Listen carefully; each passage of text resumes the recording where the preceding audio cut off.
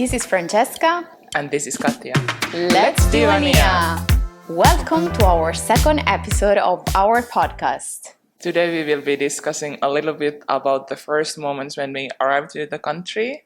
What was it like to enter to a different culture and what kind of observations we have done here so far in the first weeks.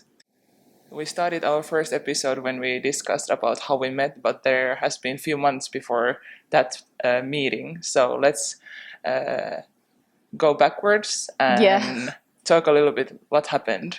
Yeah, as in our previous episode, it was very fun to go back with our thoughts about like the first time we met. Yeah. And so today let's try to do the same thing with our first feelings and impressions when we just arrived here.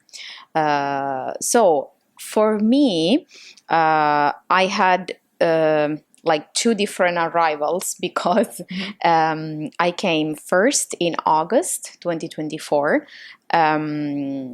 because I came here to look for apartments and all that, and while my dog Paris was still in Italy. And then I had my second arrival, like the real one, in the end of September when you came, basically. So I will tell about my arrival in August. So as everybody knows, I think, here summer is crazy hot. So August is one of the hottest months to live in Kuwait. And, do you remember the degrees? Well, I arrived at 1:30 a.m. and it was maybe 42 degrees at night. Yeah, so those days they were like 50, even 52. I think was the record as the hottest country in the world. Yeah. Incredible. What about you? Like how was what time did you get here? Yeah, it was at like 3 a.m. but it was September. Like 2nd of September or 1st of September, so a little bit less temperature or a little bit less degrees, but I think it was like 35 at least in the nighttime. And I just remember the swoosh of the warm air when you go outside the airport. I was like, oh my god, if the night is like this, how I will survive with my Finnish body, which is not used to the cold, which is not used to the hot climate at all. Even though I lived in India, I was like, oh my god, this is next level. Yeah, here the temperature is so dry. Well, the weather is so dry and the temperature is so high, and it feels like an oven. Literally, it's like the oven. There is actually the technical word for the oven, for the pastry oven. What is fan? There is the fan. Exactly. Like it's the fan mode of weather. Yeah. And you basically live in an oven, inside the oven, and there is not the button to turn it off. Yeah, because the wind is so hot that, I think that is the first impressions I remember. Like how it is possible that the wind is so warm and no sun is there. And you're like, even if you walk in the street and like in the middle of the night and you feel this really hot wind and you're like, but no sun, how come it's so hot? Because if you would close your eyes, like you would think, okay, no, it's like midday, like this is not midnight. Like incredible. So back to my arrival. So it was 1:30 a.m. The terminal was full of people waiting for I don't know, their family and some friends. And imagine this arrival area, exactly, arrival area full of people, not really big. I have to say, few small shops. Something was already closed because it was late, and I was trying to check between all these people, where is my partner, you know, like when you go with your eyes, like, and with my big luggage, I was feeling a bit awkward, we have to say, because I don't know if it was the time at the airport, or, well, in general also, I'm sure that it was because it was August. So maybe because of many people going on vacation during summer, I don't know, I didn't see so many women around me. That is something that I felt, to be honest. And seeing for the first time many people, the majority of the men there, wearing traditional dresses and traditional clothing. And it just was surprising, right? Like when you get to a new place. So it was a mix of surprise, excitement, feeling uncomfortable also. Why not? Because it was the first time getting into this country. And then I see my partner and I start to smile. I was so happy. When you saw Margo at the first time at the airport, I think we as Western people have used to the idea that you can hug with your partner without even thinking about it. But I've heard from you that you were thinking a little bit differently in that moment. Yes. So we didn't see each other for 1 month. And so, as I was telling you, I was very excited to see him, very happy to see him after 1 month. In Muslim countries, showing public display of affection is not really encouraged. So having in mind that, of course, like I kind of like I wanted to hug him, kiss him, and of course that would have been showing in public, like to display in public our affection. And so, like, we just smiled to each other, and he kissed me on my forehead, and it was really funny because I was laughing in the end because I felt like, I don't know, my dad would do that with me. Something new. I mean, something that I never experienced in my whole life. Yeah, and your mind was associating it with a certain kind of a relationship. Yeah, exactly. And it was a bit scary at first. I want to be honest, because I was thinking, it's gonna be like this life here, like that is, maybe this is too much for me. But then after we start to live here, we understood like what is really the boundaries that we can cross or not.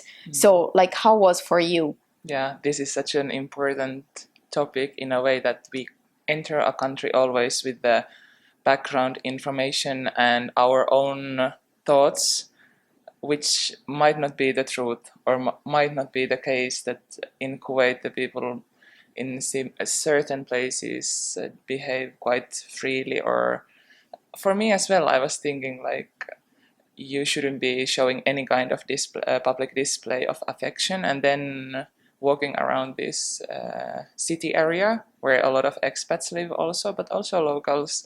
I've seen a lot of people walking hand in hand.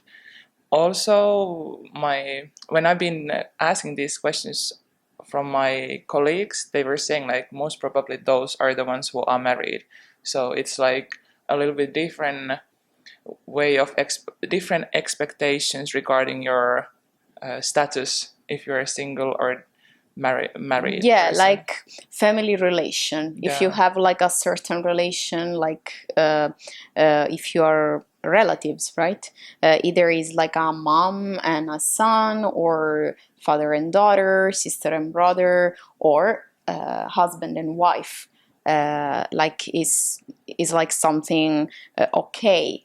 So one thing is when you read the rule, like even on an official website, and the other thing is the real life, because that rule can have different interpretations. Of course. And what I came to realize is that they are asking not to show off actually your affection. That is different than not showing your affection. Yeah, the ideology behind it is exactly.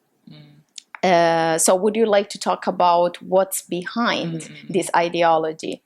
In the religion, Muslims believe that when you are not showing off the affection, it's a sign of modesty and kind of a sign of humbleness. Like you are respecting your partner and you're respecting the people around you, and that's the way also respect the God as well. So I find it really interesting when you were saying like it's not allowed to show, but it's not like showing off the twist. The mindset is a little bit different, and I think that's something really insightful.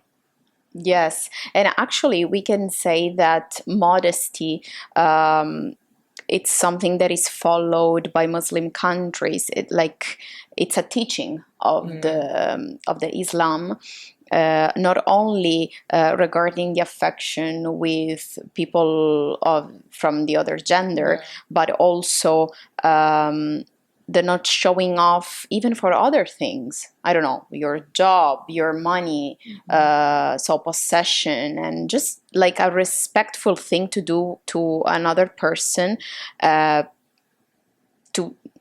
kind of like not make them feel less or bad.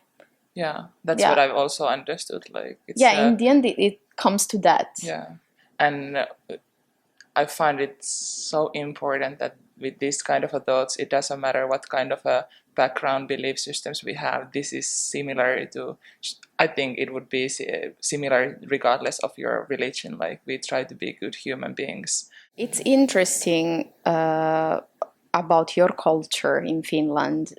I remember when you spoke to me about this, that usually in Finland people don't display like their beliefs in like regarding religion.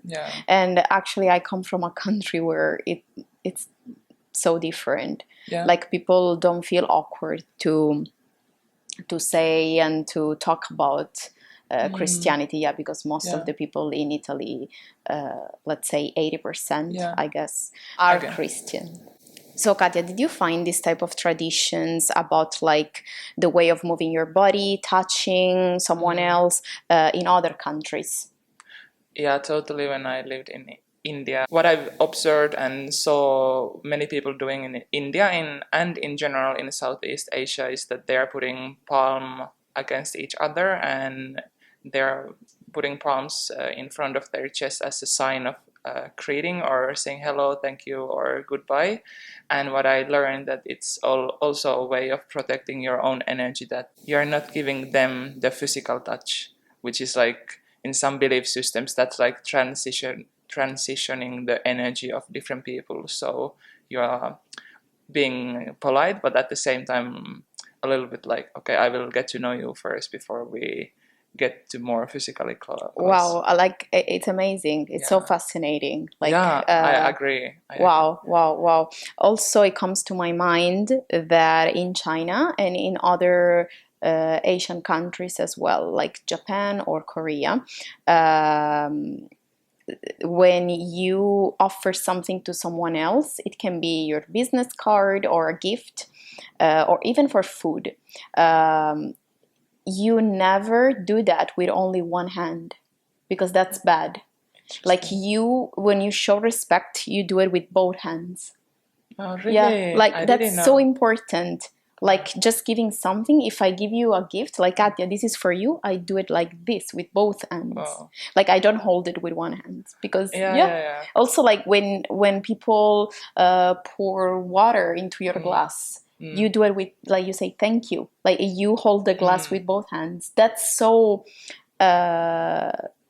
important. And also I've learned it while I was there. I didn't know before. So when you were living there, did you notice that you started to behave the same way? Like yes like it like more I stayed there and more it was normal to me to act like that, and I felt I brought these things to my place as well. When I moved back to Italy in those few years, I would act the same.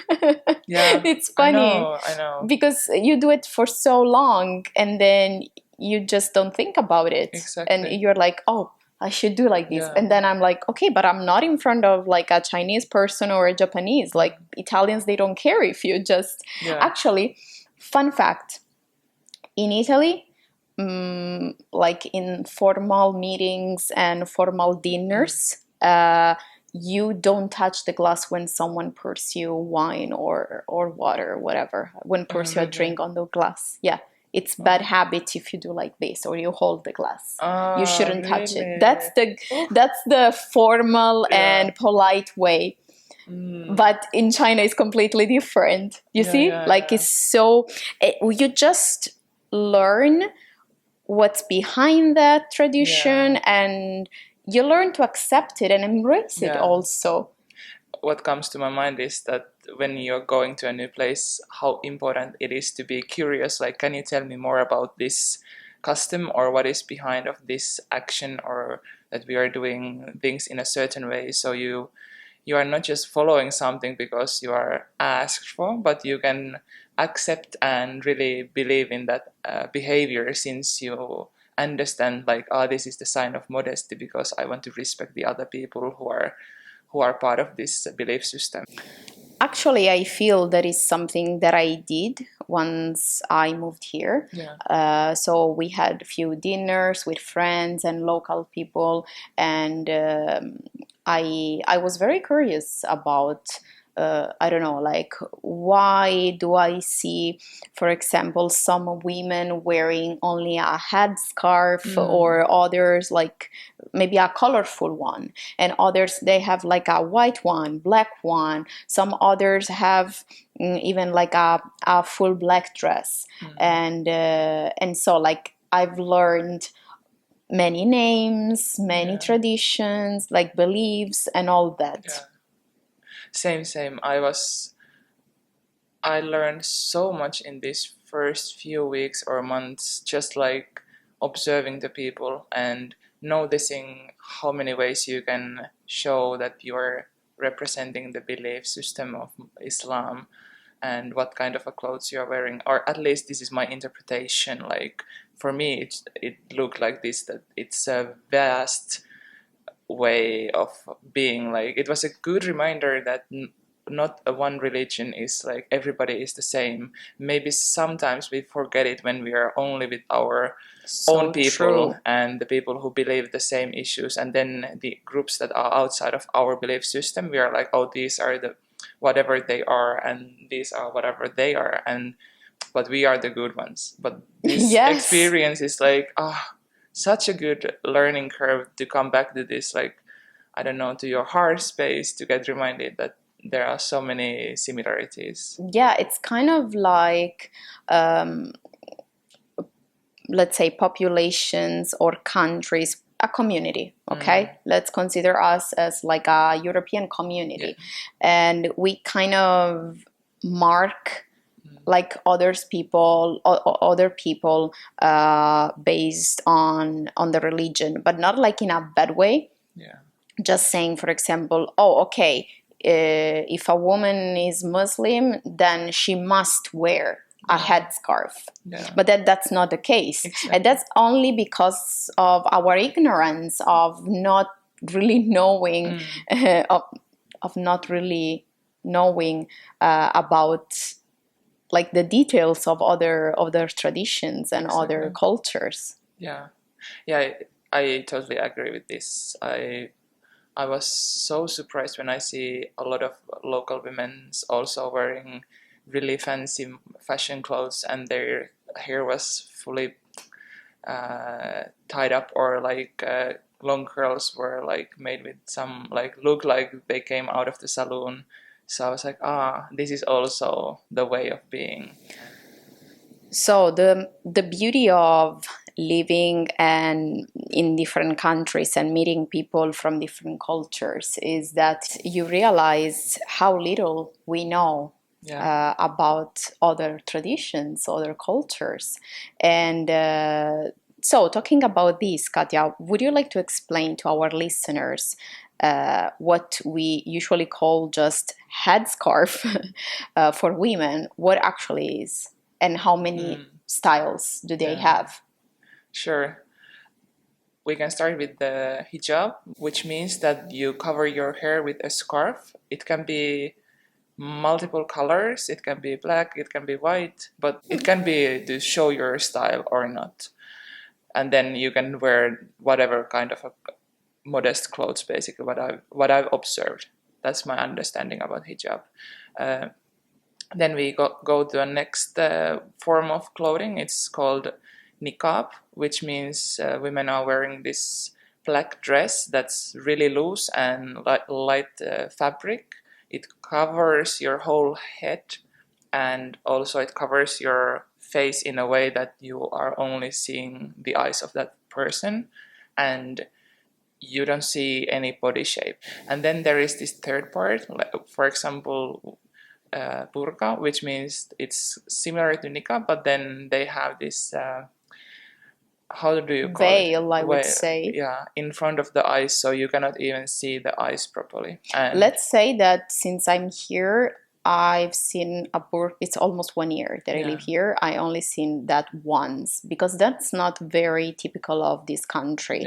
We need to specify that even with the style of hijab or niqab is, let's say, more common in some country more than other countries. So I would say that Kuwait has a very balanced level of women who are not wearing hijab, women with hijab, and women with niqab. At least in the areas where we definitely live and spend our times.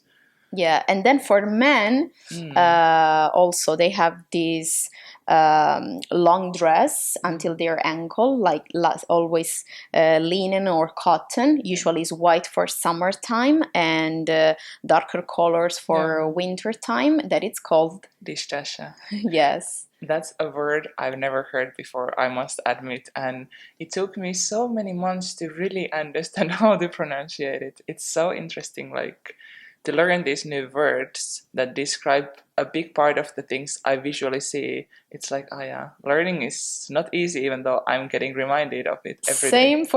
Same for me. And also, men can have different styles of headscarves. Just tied it up in many different ways, or also the color is different because usually it's white.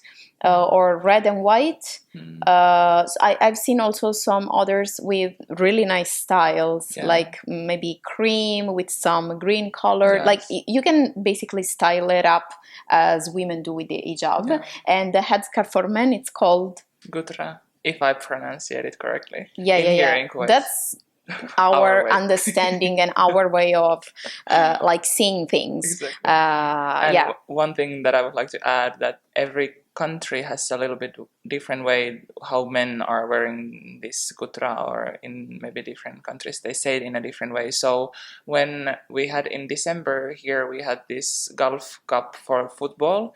When you went to a mall, you saw a lot of men wearing different versions of this headscarf and traditional clothes, this white long dress.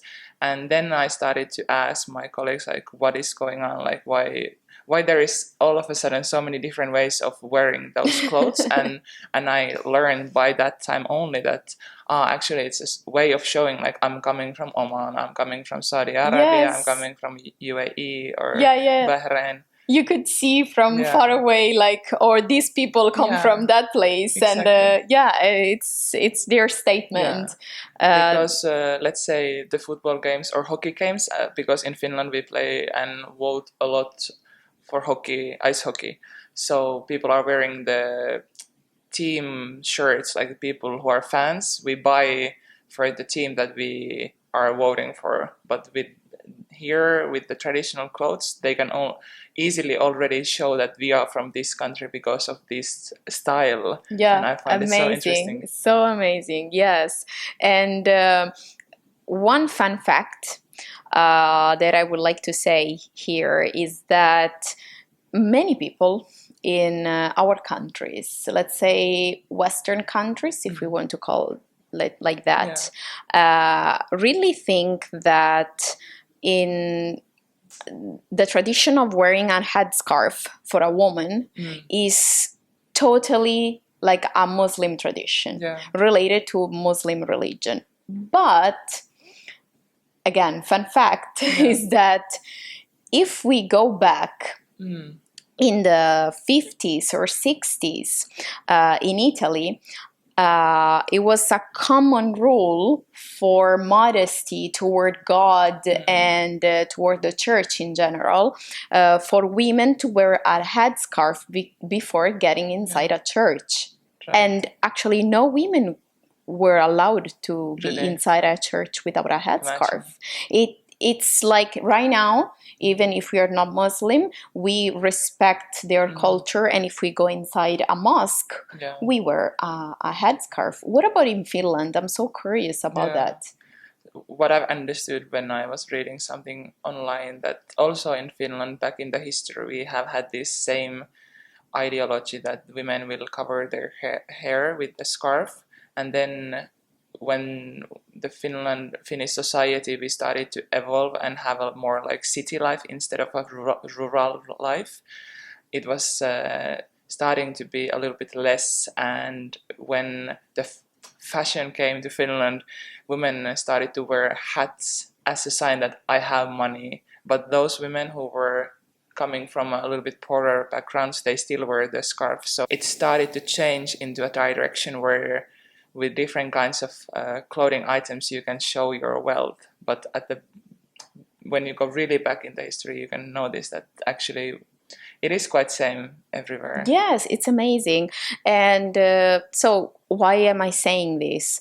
Is just to understand that before we judge or we assume things about other people's culture, we need to realize that we have many more things in common than we would expect. Yeah, right. And it's very easy in our countries, I feel, like to put like this label on certain type of cultures, like saying, oh, that's only for that. Exactly. And in the end, you're like, no, actually, it happened to you as well, but maybe not to you in first person, because, for example, like in Italy, I think that after the 70s, the church basically kind of separate. It's like the church decided to be more modern. It seems like we have come to an end of our second episode, right? Yes, it was beautiful to talk about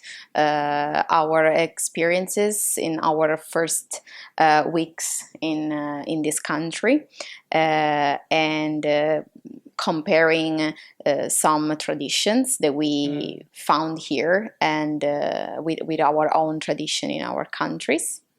And also how big thing it is when you come to a new country and experience the weather. Like we talk a little bit the first breezes of hot air. We talk a little bit about the modesty concept of Islam and our own backgrounds with our own countries of our religions, and also a little bit how modesty is shown through clothing, what we have observed here. And we just started the chapter, I feel. Yes. We hope that you really enjoyed our talk and that you found something insightful. So thank you again, and as people here in Kuwait say in Arabic, ma salam, goodbye and see you soon. Bye. It's okay. What is this word in English? Like praying? Yeah. High five to yourself. Enough of my surprises. Can you be anymore? Oh. What do I say? Bye bye. What was it, the Arabic word? Ma salam.